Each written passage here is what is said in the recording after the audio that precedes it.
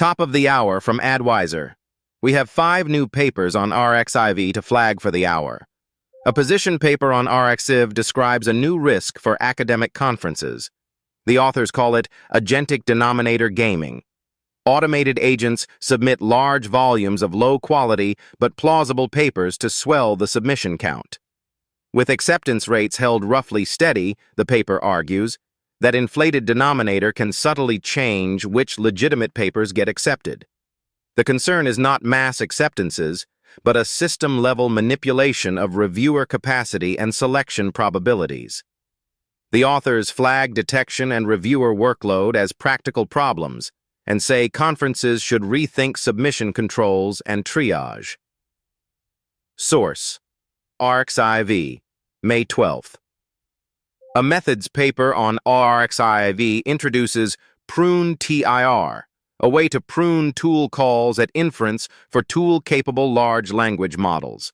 The team shows that both the number and share of erroneous tool calls correlate with wrong answers, and that careful pruning during generation can raise correctness without retraining.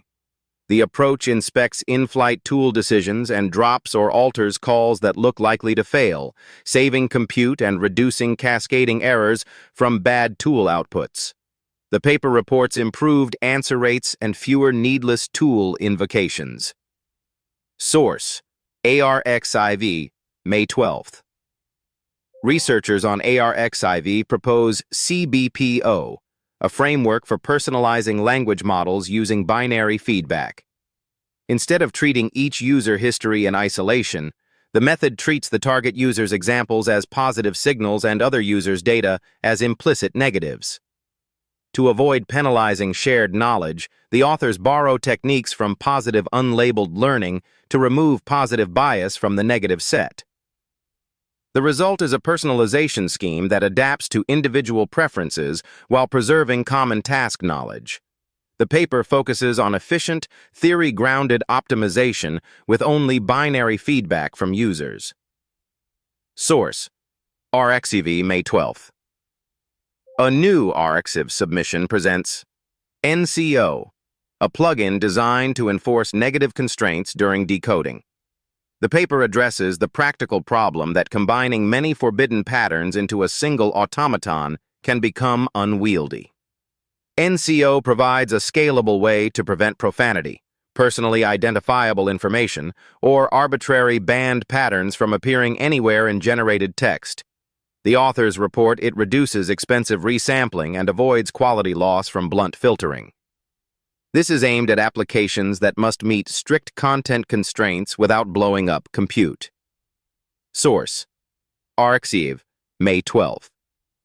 On RxIV, a team describes DECO-MWE, a linguistic resource of Korean multi-word expressions for feature-based sentiment analysis.